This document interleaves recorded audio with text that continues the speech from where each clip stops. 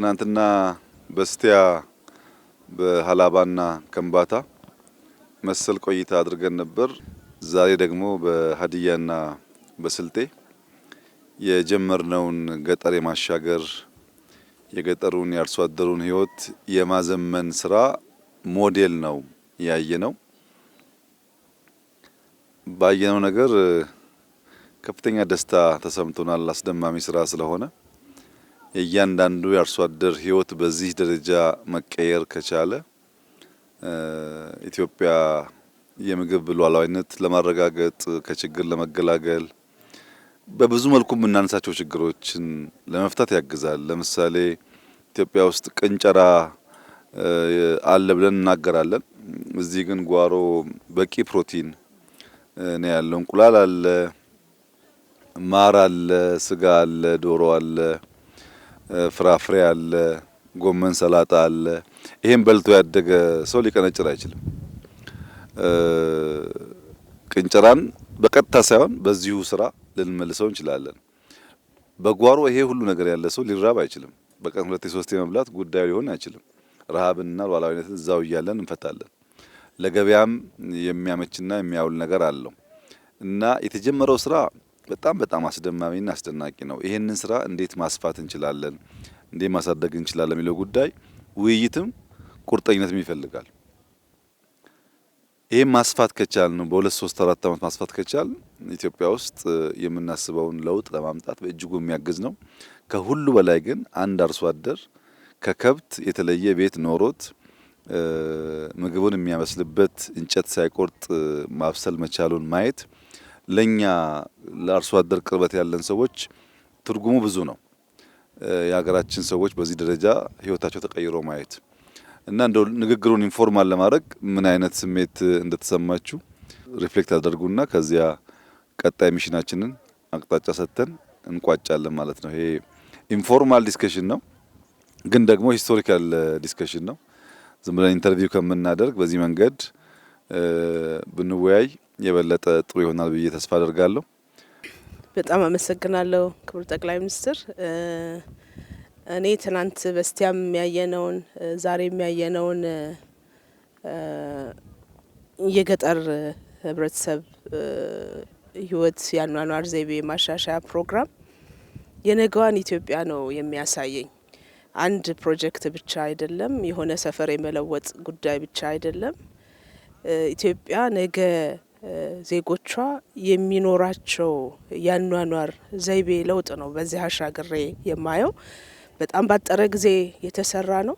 ከተማ ላይ የማይገኝ ያልተበከለ ንጹህ አየር ሁሉንም ለህብረተሰብ እድገት ወይም ለአንድ ጤናማ ልጅ እድገት የሚያስፈልጉ ምግቦችን የትም ሳይሄድ ከጓሮ ቀንጥሶ ማየት የአእምሮ ምግብ የሚያገኝበት ለአካልም ምግብ የሚያገኝበት ንጹህ በሆነ ስፍራ ብርሃን ኖሮት ኢነርጂ አግኝቶ ላይፉን ትራንስፎርም አድርጎ የሚኖር ማህበረሰብ በእርግጥም የተለምነው ብልጽግና የእውን የመሆኛ ጊዜው ብዙ ሩቅ እንዳይደለ ማሳያ አድርጌ ነው የተገነዘብኩትና በጣም ትልቅ ተስፋ፣ ትልቅ አቅም በትንሽ በራስ ሀብት በራስ አቅም ክህሎትን፣ እውቀትን እና የአካባቢ ሀብትን አገናኝቶ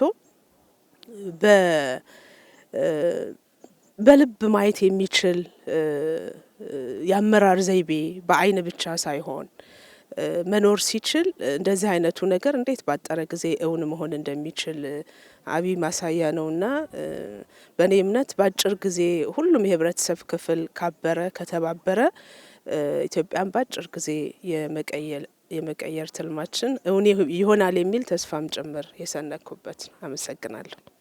አመሰግናለሁ ክቡር ጠቅላይ ሚኒስትር። ከከተማ ኮሪደር ወጥተን ወደ ገጠር ኮሪደር ስንገባ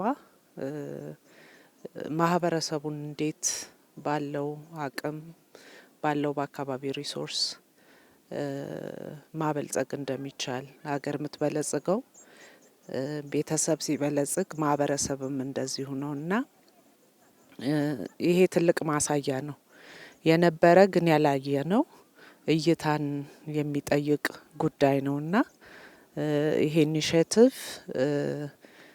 ቤተሰብን ቀይሮ ወደ ሀገር ልማት ብልጽግና የሚያሻግረን እውንም ደግሞ መሆን የሚችል በአጭር ጊዜ ይሄ ከተከናወነ ማህበረሰቡን ህብረተሰቡን አስተባብሮ ደግሞ ሰፊ ስራ መስራት እንደሚቻልም ያየንበት ነው። በተለይ ደግሞ በገጠር ያሉ የማህበረሰብ ክፍላችን በጣም አድካሚ የሆነ የኑሮ ዘይቤ ነው ያላቸው።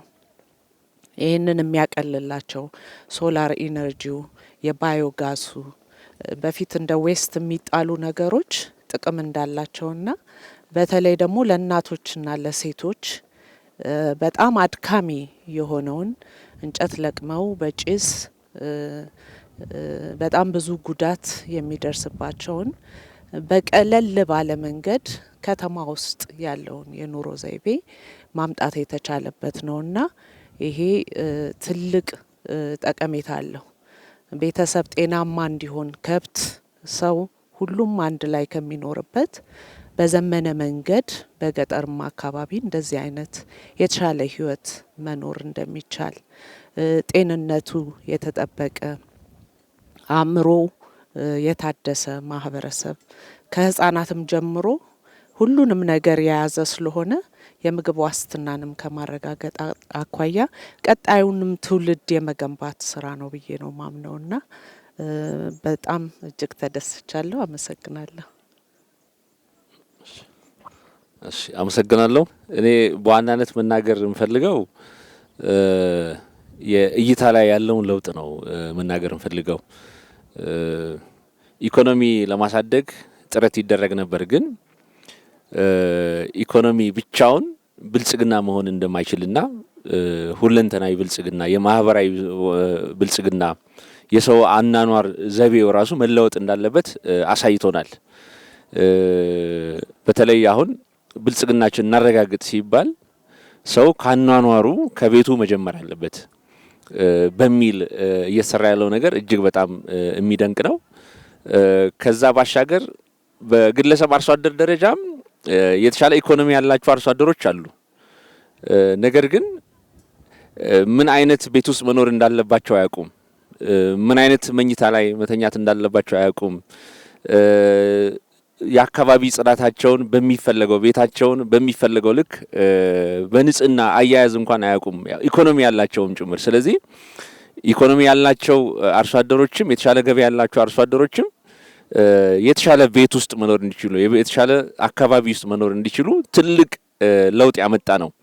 ከዛ ባሻገር ግን እንደ ኢትዮጵያ ብልጽግናን እውን ለማድረግ ራዕይ ሰንቀን እየሰራን ያለ ነው።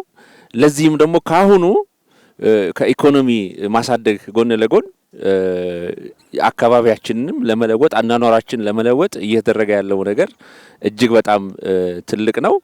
በተለይ ክቡር ጠቅላይ ሚኒስትራችን ያደረጉትን ነገር በዚህ አጋጣሚ በእኛ ክልል ውስጥ በአራቱም ዞኖች ውስጥ የሰሩትን ነገር እጅግ በጣም ማድነቅ እፈልጋለሁ። ህዝቡም ለሳቸው ጥያቄ እውነተኛ ምላሽም እየሰጠ እንዳለና እሳቸው ባስቀመጡት አቅጣጫ መሰረት ደግሞ ያንን የእሳቸውን ጥያቄ ለመመለስ እየሄደ ያለው ነገርም እውነተኛ ፍቅሩንም ህዝቡም እየገለጸ መሆኑን በዚህ አጋጣሚ ማንሳት እፈልጋለሁ። በአጠቃላይ የኢትዮጵያ ብልጽግና እውን ለማድረግ የተጀመረው ነገር እጅግ በጣም ድንቅ ነው። በዚሁ ይቀጥላል። እኛም ደግሞ የበኩላችንን እሳቸው በሰጡን አቅጣጫ መሰረት ተጨማሪ ሞዴል ነው አሁን የተሰራው። ተጨማሪ ቤቶችን ተጨማሪ መንደር ለመፍጠር ደግሞ በግልም በጋራም ኃላፊነታችንን ለመወጣትም ዝግጁ መሆናችንን በዚህ አጋጣሚ ለመግለጽ ፈልጋለሁ። አመሰግናለሁ። እጅግ አድርጌ አመሰግናለሁ። ክቡር ጠቅላይ ሚኒስትር ዶክተር አብይ ይሄ ስራ በጣም በትልቁ አካባቢ እንዲለወጥ ትልቅ ውጤት አምጥተዋል። በባዶ ቦታ ነው የጀመርነው። በትንሽ ጊዜ ውስጥ አካባቢ መቀየር እንደሚቻል፣ ኑሮን ማሻሻል እንደሚቻል፣ ይህ ሂደት ደግሞ በቅንጅት ሲመራ የፕሮጀክት አስተሳሰብ መምራት ስንችል በቀላሉ መስራት እንደሚችል ተረድተናል። ሌላው ያለን ነገር እንዳልተጠቀምንም አይተናል። አብዛኛው ይሄ ቤት የተሰራበት 90% አፈር ነው፣ 10% ነው ሲሚንቶ የተጠቀም ነው።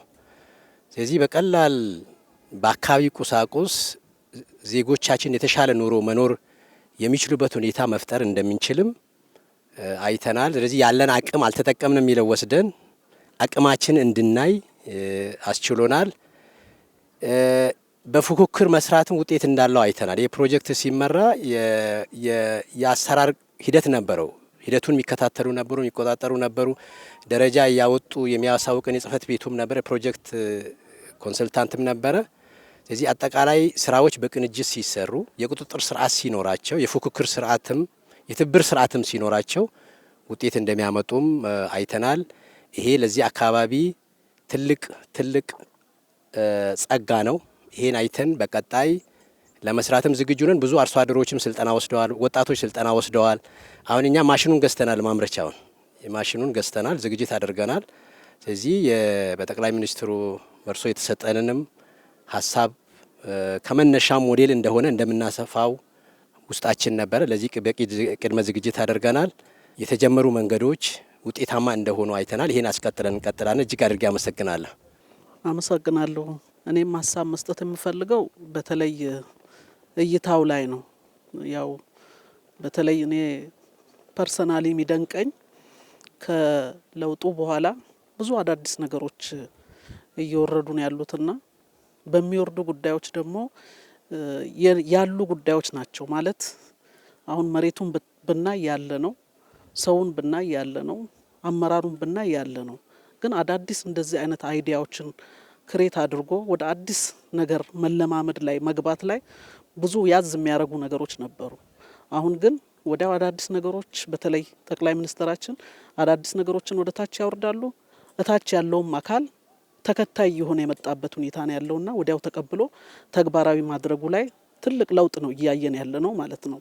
ይሄን ቦታ ሲጀመር ያየ ሰው ለማመን የሚያቅት ስራ ነው የተሰራው ማለት ነው እና በአንድ ቦታ በትንሽ ቦታ ሁሉንም ነገር ማሳካት እንደምንችል ጭምር ያየንበት ሁኔታ ነው ያለውና በተለይ ይሄ አካባቢ ደግሞ መስመርም ስለሆነ መንገድ ዳርም ስለሆነ አጠቃላይ አገር አቋራጭ መኪናዎችም ሁሉ ሲመጡ እየወረዱ እያዩ ፎቶ እያነሱ ተሞክሮን እየወሰዱ እየሄዱ ያለበት ሁኔታ ነው ያለውና ትልቅ አቅም ነው እየሆነ ያለው።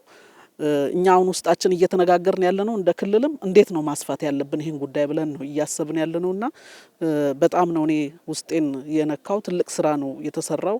አርሶ አደሩም ጭምር መስራት ከተቻለ ለውጥ ማምጣት እንደሚቻልም ጭምር ቁጭት የፈጠረበት ሁኔታ ነው ያለው። በዛ በኩልም ያለው አርሶ አደር እዚህ ማሳ ላይ ያሳረፍናቸውን ነገሮች በሙሉ ማሳረፍ ጀምሯል። ኢቭን ማቴሪያል ጭምር መሰብሰብ የጀመረበት ሁኔታ ነው ያለውና ስለዚህ መስራት ከተቻለ ለውጥ ማምጣት እንደሚቻል በአጭር ጊዜ ውስጥ ማሳካት እንደሚቻል ትልቅ ትምህርት የወሰድኩበት ነው የሚለውን ነገር ለማንሳት ነው። አመሰግናለሁ ክቡር ጠቅላይ ሚኒስትር። ያው በብልጽግና ሀሳቤ አርሶ አደራችን እያደገ ነው ያለው። እየሰራን ያለው ስራ የተቀናጀ ግብርና ልማት ስራ ገጠር ኢኮኖሚው እያደገ ነው። አርሶ አደሩ ገቢው እያደገ ነው ያለው። ግን ገቢው እያደገ ሲሄድ የተሻለ ኑሮ ፍለጋ የተሻለ አኗኗር ዘመናዊ አኗኗር ፍለጋ ወደ ከተማ ነው የሚፈልሰው። ይሄ የተሻለ ኑሮ ከተማ ብቻ ሳይሆን የተሻለ አኗኗር ዘመናዊ አኗኗር ገጠር ላይ መፍጠር እንደሚቻል የተረጋጋ ህብረተሰብ መፍጠር እንደሚቻል ያ የተረጋጋ ህብረተሰብ ደግሞ ለጀመርነው የበለጸገ ቤተሰብ ማህበረሰብ እና ሀገር ግንባታ ትልቅ ፋይዳ ትርጉም አለው የሚል አስተያየት ነው ያለኝ። ባለፉት 3 ወራት የፕሮጀክት ሀሳብ ማለት ምን ማለት እንደሆነ ክትትል ምን እንደሚያመጣ በመፈጸም አቅም በጥራት በወጪ መቀነስ ምን እንደሚያመጣ እኛም የተማርንበት ነው። ይሄንን አስፍተን ወደ መላው የገጠርቷ አካባቢ እንግዲህ የብልጽግ አርሶ አደሮች መንደር ሁሉም አካባቢ እንዲፈጠር የተሻለ ኑሮ ከተማ ብቻ ሳይሆን የተሻለ ኑሮ ዘመናዊ ኑሮ ገጠር መኖሩን ማሳያ ነው። እኔ የዛ ነው ብዬ ነው የምወስደውና እጅግ ታላቅ ስራ ታላቅ ሀሳብ ኢትዮጵያን የሚያሻግር ስለሆነ እኔ በጣም ደስተኛ ነኝ። እንደ አንድ ዋና ገበሬ በጣም ነው ደስታዬ ወደር የለውም ለማለት ነው። አመሰግናለሁ። ቅርብ ጊዜ ወዲህ ገጠር ከወጣው ረጅም ጊዜ ሆኖኛል። አትሊስት ወደዚህ አካባቢ መጥቼ አላቅም። መምጣቴ እንዲያየሁትን ነገር በማየቴ በጣም ደስተኛ ነኝ። ብዙዎቻችሁ አንስታችሁታል። የአመለካከት ጉዳይ ነው። አገር መቀየር በሚደረግ ጥረት ውስጥ ትልቁ ፈተና የአመለካከት ነው የሚሆነው። ሰለሞን ደሬሳ የሚባል ባለቅኔ አሁን በሕይወት የለም። ብዙ ኢትዮጵያዊ ላሊበላና አክሱም ፊት ቆሞ እንዴት እንደማይሰሩ ነው የሚያስበው ነው የሚለው። ቆሞ መጀመሪያ ይመጣለት አይሰሩም ነው የሚለው። አስታውሳለሁ ግብርና ማዘመን ምናምን ሲባል ቴክኖሎጂ እንዲቀስሙ ጃፓን የሄዱ የእኛ መሀንዲሶች ነበሩ። ሲመለሱ የትም ፈቅ ልንል አንችልም የሚል ትምህርት ነው ቀስሞ የመጡት። ቢኮዝ ጃፓን የደረሰችበት ደረጃ ላይ አይተህ አሁን ያለንበት ሰው አንችልም የሚል መንፈስ እንደ ማህበረሰቡ የሚገልጸን ነው እንጂ አሁን ያየኋቸው ቤቶች ንጹህ መሆናቸው ብቻ አይደለም፣ ሁሉም ነገር የተሟላባቸው መሆናቸው ብቻ አይደለም፣ በራስ አቅም በአካባቢ አቅም የተሰሩ መሆናቸው ነው። ከሁሉም በላይ አመራር ውስጥ ያለ ሰው ሳይቀር የራሱን ንጽህና የማይጠብቅበት ንጽህና የሚጠበቅበት ቦታ ለማግኘት ቤት ለማግኘት የግድ ቦታ መቀየር አለበት ብሎ የሚያምንበት አገር ውስጥ ነው የኖር ነው። እስካሁንም ያ አመለካከት ሙሉ በሙሉ ተሰብሯል ማለት አይቻልም። ገጠር ውስጥ አስተማሪ ሆኖ የተመደበ ሰው ገጠር ውስጥ የሚያስተምራቸውን ነገሮች አፕላይ አድርጎ ሰው መቀየር የሚችልበት እድል ይጠቀማሉ። አይጠም የሚጎሉት ያሉት ጎደሎች እንደተጠበቁ ነው። የተሻለ ኑሮ ለማግኘት መዛወር እንዳለበት ነው የሚያምነው። አጠገቡ ላለ ተለቅ ላለ ከተማ ቀስ ብሎ ደግሞ አዲስ አበባ የበለጠ ስትዛወር ደግሞ የተሻለ ኑሮ የሚገጡ ነው የሚሆነው። አገሩ በሙሉ አዲስ አበባ ሊዛወር አይችልም። አገር በሙሉ ዞን ከተማ ውስጥ ሊዛወር አይችልም። ሶ ይህን አመለካከት ለመስበር የሚያስችሉ ስራዎች እንደተጀመሩ የሚያሳይ መሆኑ ነው የሚታይ። ሶ በሎካል አቅም መሰራት ይችላል። መምራት ግን ይጠይቃል። መምራት ይጠይቃል። ነሰሰርሊ ሶፍስቲኬትድ የሆነ የአመራር ጥበብ የፕሮጀክት አቀራረጽ ማለት አይደለም። ሰዎች የተሻለ ነገር ሊፈልጉ እንደሚችሉ ተረድቶ የተሻለ ነገር ለማግኘት በሚደረግ ጥረት ውስጥ ማስተባበር፣ የአካባቢን አቅም መጠቀም፣ በጎደለ ደግሞ ሌሎች የሚሞሉበት ሁኔታ መፍጠር የሚጠይቅ ይመስለኛል። ሶ ያየኋቸው ነገሮች አንደኛ ከቆሻሻ ነገር ጋር ወይ ከቅድም ጠቅላይ ሚኒስትር አንስቶት ነበር ከመቀንጨር ጋር የቆረብንበት ምክንያት የለም። መቀንጨር የምን ፋንክሽን ነው ብለን ስንል የሚፈለጉት የኒውትሪሽን አይነቶች ማግኘት አለመቻል ነው። እኔ ወይ ጤናዬን ለማስተካከል ወይ ያለኝን አሁን አንዳንድ የሚገጥሙንን ችግሮች ለማስተካከል ብሎ ሐኪም ይሄንን ብትመገብ ብሎ የሚነግርህ ነገር አሁን እዚህ እያንዳንዱ ገበሬ ቤት ውስጥ አለ። ይሄ የሚፈጥረው ምሳሌ ነው። ትልቁ አቅም የሚፈጥርልን ይመስለኝ። ድሮ ንጹህ ቤቶች ያላቸው ጎረቤቶቻችን ጋር ብዙ ሰው ለመሄድ ይሞክራል። ያው ያምረን ነበር ማለት ነው ንጹህ ቤቶች። ሶ መስራት እንደምትችል ካወቅ የሌላ ሰው ንጹህ ቤት ሳይሆን የምታማትረው የራስን ቤት ንጹህ ማድረግም ላይ የምትተጋበት ሁኔታ ይፈጠራል። መጨረሻ ማንሳት የምፈልገው ይሄ መንገድ ዳር ያለ ነው። እንደተባለው ከተሜነት የማይቀር ነገር ነው፣ መከተም አለበት።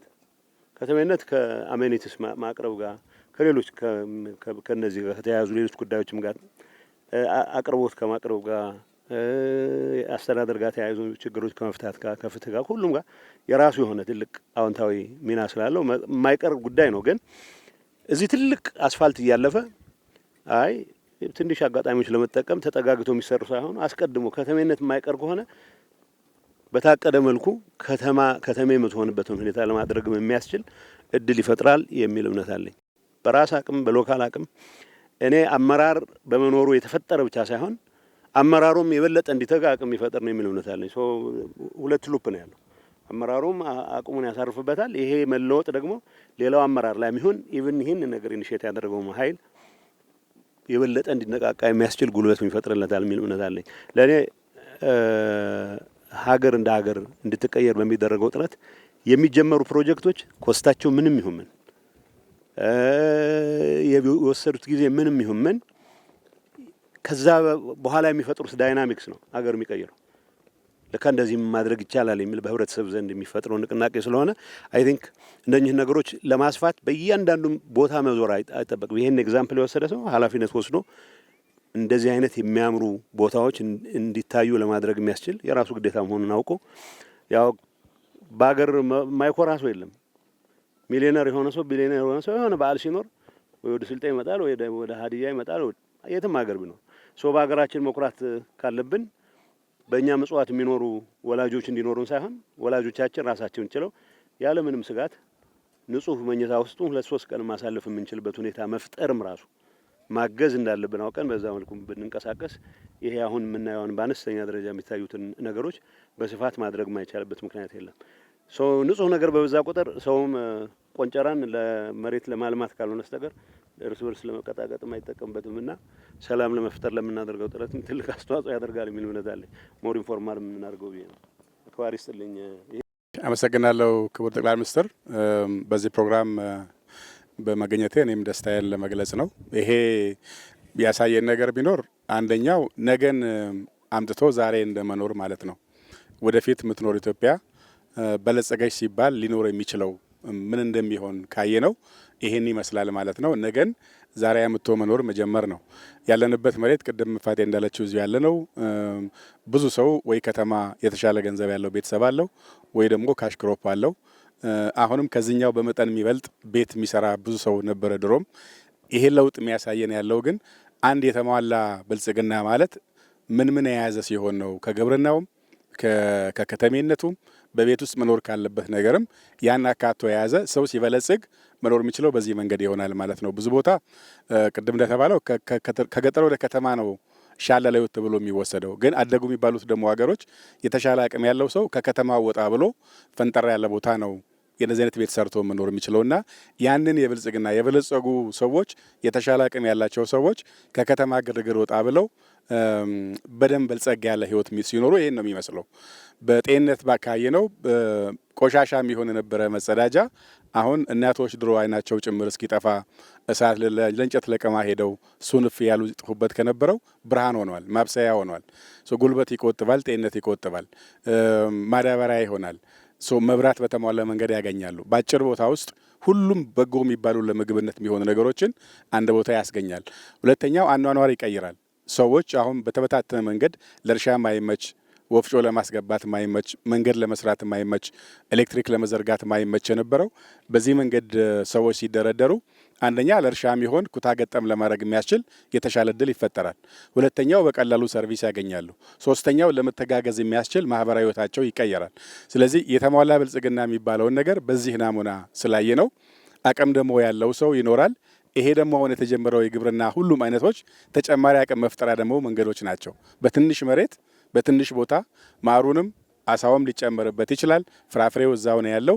የሚታረሰው የሚዘራው የሚረባውም አንድ ቦታ ላይ ከታከለበት ሰው በትላልቅ ማሳ ላይ ኢንዱስትሪያላይዝ በሆነ መንገድ ላይ የሚሰራ የነበረውን በኮቴጅ ደረጃ በሀውስሆልድ ደረጃ መስራት እንዲቻል አሳይቷልና ይሄም ያመላክተን አንድ ምናብ ነው፣ ነገር ማየት ነው። ነገ ምን ይኮናል የሚለውን የሚያይ መውሰድ ነው። ሁለተኛው አገር ተቋም መሪውን ይመስላል።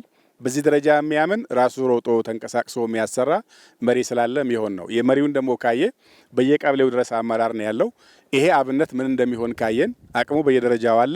ሁሉም ሰው በዚህ መንገድ ከወሰደው መላው ኢትዮጵያን ይሄን የማድረግ አቅም እንዳለን ይታያል። ገበሬውም እየተቀየረ ነው፣ ከተማውም እያደገ ነው፣ ሀብት ይመጣል። ሀብቱ እያለ እንዴት መጠቀም እንዳለብን ነበር የማናውቀው። ይፈሳል ገንዘቡ እኮ ትልቅ ቤት ይሰራል፣ ግን ምን እንደሚይዝ አናውቅም ነበር የነበረውና አሁን እሱ ሁኔታ ቀየረልን። ይሄን ይዘን ከወሰድን በየደረጃው ከተሞች ያሉም ዘመዶች አሉ፣ ገጠርም ብዙ የሚያመርቱ አሉ። አሁን እንዴት ቻናል ማድረግ እንዳለብን አይተናል ማለት ነው። ከዚህ ተነስተን በጥቂት ዓመታት ውስጥ ረጅም ጊዜ የሚወስደው ብልጽግና ወደ ራሳችን አስጠግተን መኖር የምንችልበት አይን ገላጭ የሆነ ነገር ነው። አይን ይፈልጋል፣ ልብ ይፈልጋል፣ መስጠት ይፈልጋል። እነዚህ ተደምረው ነው ይሄን ነገር ያመጡት። የተሟላው ነገር ግን በእጃችን ስላለ ቀጣይ መላ ሀገሪቱን ወደዚህ መቀየር የሚያስችል እድል ፈጥሯል የሚል እምነት አለኝ። አመሰግናለሁ። ክቡር ጠቅላይ ሚኒስትር እጅግ በጣም አመሰግናለሁ። በእውነት ይሄ ስራ ከዛሬ 3 ወር በፊት ሲጀመር በአራቱም ዞንና እንዲሁም አንበሪቾን ጨምሮ መጥተው ስላዩልን የመሰረት ድንጋይ ስላስቀመጡልን ከዛም ከ3 ወር በኋላ ስራው አልቆ ተጠናቆ ለእያንዳንዱ ግለሰብ የሚመጥንና ደረጃውን የሚያሳይ ቤት ሰርተው ስላስረከቡልን በራሴ ስምና በክልሉ ሕዝብ ስም እጅግ በጣም አመሰግናለሁ። በመቀጠል የከተማ ኮሪደር ሲሰራ የከተማ ኮሪደር የሚይዛቸው መሰረታዊያን የሚባሉ አሉ፣ ወይም ቤዚክ ኮምፖነንት የሚባሉ አሉ። በተመሳሳይ ሁኔታ የገጠር ኮሪደርም ሲሰራ ቤዚክ ኮምፖነንት የሚባለው ወይም መሰረታዊያን ተጠቃለውበታል። ዋናው ቤት ላይ በከተማም ጭምር ያሉ ሳሎን ቤት ያለው 3 መኝታ ቤት ያለው ስቶር ያለው ወደ ኋላ ስንሄድ ደግሞ ሰርቪስ ቤት ያለው በሰርቪሱ ቤት ውስጥ ለጥጆች ማደሪያ ቤት ያለው መጸዳጃ ቤት ያለው ኪችን ያለው ይሄ የተሟላ ነው። ወደ ጓሮ ስንሄድ የተለያዩ አትክልቶች ለራሳቸው ፍጆታ የሚጠቀሙበት አልፎ ተርፎ ደግሞ ለሽያጭ የሚውሉበት ከቤቱ ፊት ለፊት ስንመጣ ግሪነሪ ያለው በተመሳሳይ ሁኔታ የተለያዩ ፍሩቶችን አትክልቶችን አምርቶ ሊሰጥ የሚችልበት ቦታ የተለያዩ አገልግሎቶች ስንመለከት የሶላር መብራት አገልግሎት የሌላ መብራት መጠቀም አቅማችን ወደዚህ እስከምናመጣው ድረስ ያንዳንዱ አርሶ አደር ሶላር ተጠቅመው የመብራት አገልግሎት እንዲያገኝ ምግቦችን በሱ እንዲያበስል ከብቶቹን ቀን ቀን የሚያወሉበት ቦታ የሚያበላበት ቦታ ከብቶችን ደግሞ ዳሪ ተጠቅመው ባዮጋዙን የማብላላት ይሄ በጣም ትልቅ ነው። ሌላ ሀገር ላይ ስንሄድ የምንመለከተው የምንቀናው ነገር ዛሬ በሀገራችን ተግባራዊ ሆኗልና ይሄ በጣም ትልቅ ስራ ነው ብለን ነው የምንወስደው። ለነበሩት ሀሳብ ላረጉልን አጠቃላይ የመምራት ሰርቪስ ወይም አገልግሎትና ስለመሩን ጭምር እጅግ በጣም እናመሰግናለን። በቀጣይ ከዚህ ወስደን እኛ ይሄን ጉዳይ ማስፋፋት መቻል አለብን።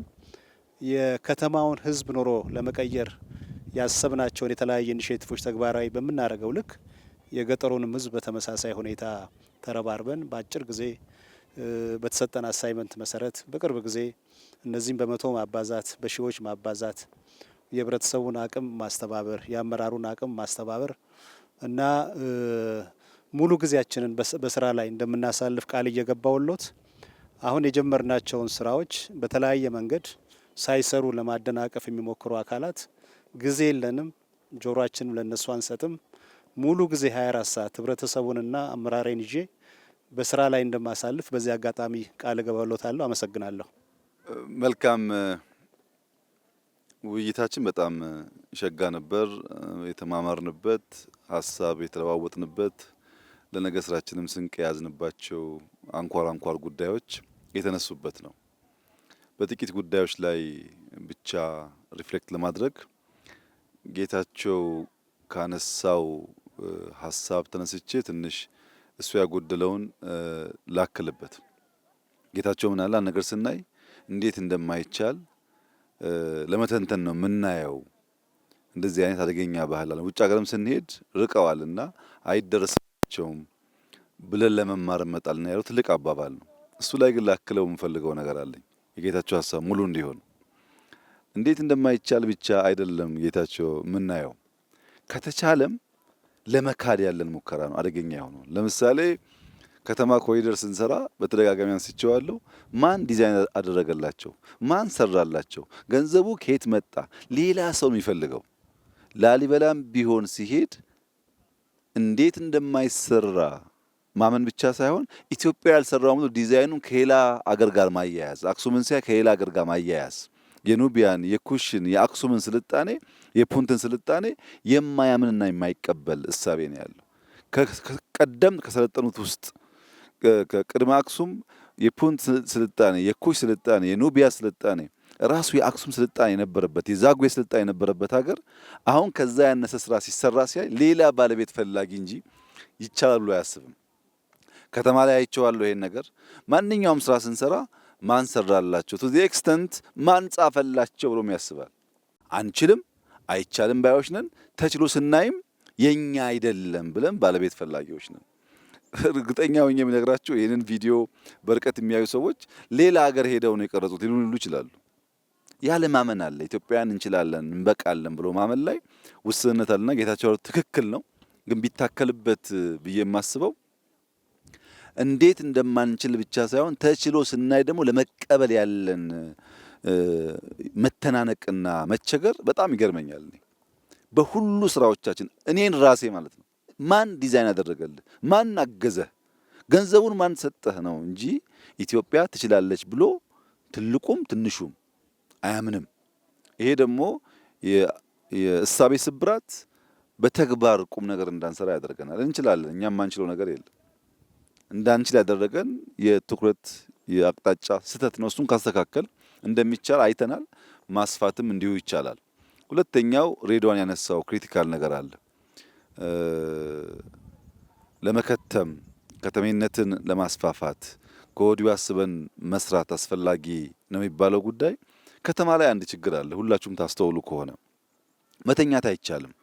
አንድ ሰው ታሞ እናቱ ታማ በመከራ ሊያስተኛ ፈልጎ ሌሎች ለራሳቸው ጉዳይ ለሚያደርጉት የድምፅ መታወክ በሽተኛ መተኛት አይችልም። ሰው ስራ ላይ አምሽቶ አንድ ሰዓት ልረፍ ብሎ መተኛት አይችልም። አንዱ ለራሱ ደስታ ለራሱ ነፍስ ስጋ እርካታ ሌላውን ማወክ መብቱ ነው ይመስለው።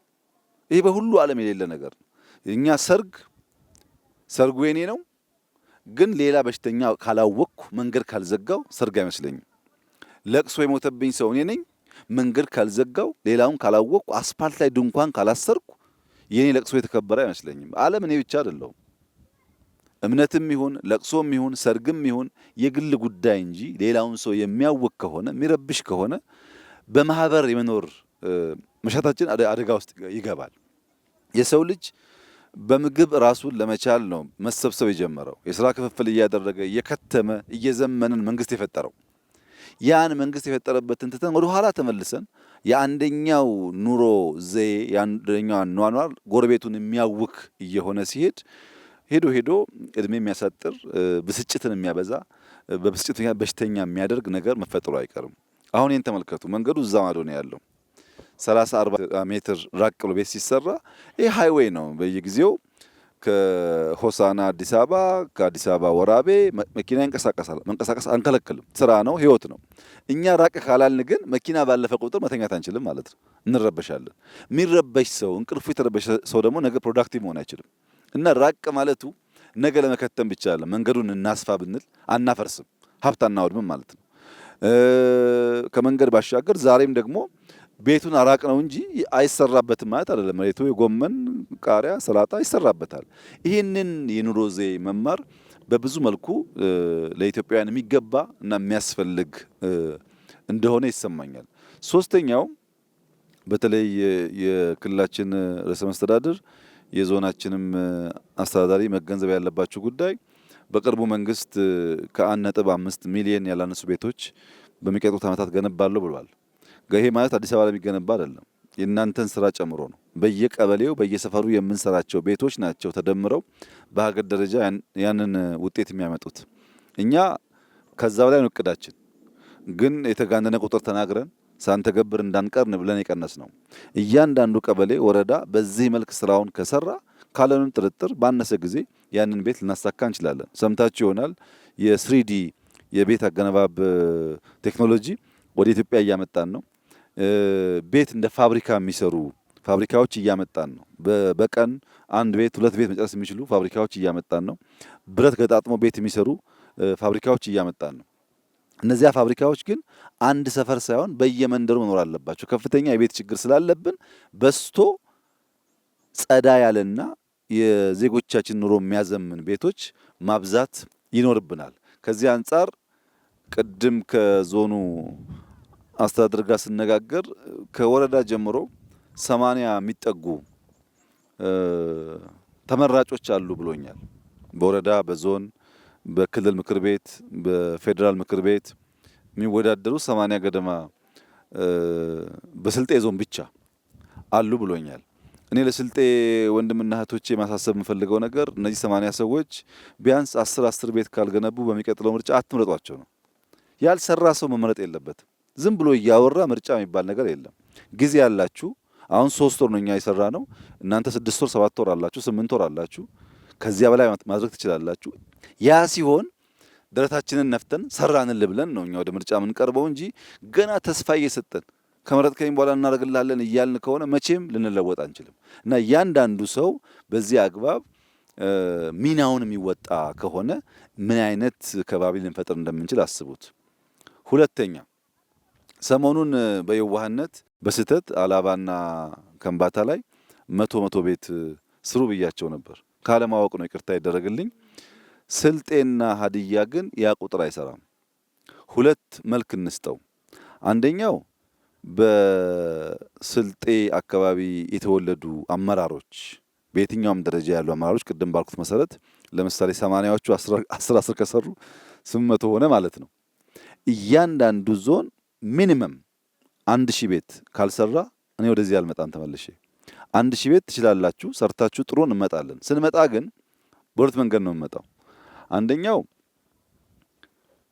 ይሄ መንደር በሺዎች ሲገነባ የስልጤ ተወላጆች እንደው ቢያንስ በሁለት ሳምንት አንድ ቀን እሁድ የሁለት ሰዓት መንገድ ነች። በሁለት ሳምንት አንድ ቀን እሁድ መጥተው በጋራ በየቤቱ በልተው ጠጥተው ከተማ ቢሆኑ የሚያጠፉትን ገንዘብ ለአርሶ አደሮቹ ከፍለው ቢሄዱ እነሱንም ሞራል ይሰጣል፣ ካልቸር አይጠፋም፣ ዝምድና አይበላሽም፣ ማህበራዊ ኑሯችን የተጠናከረ ይሆናል።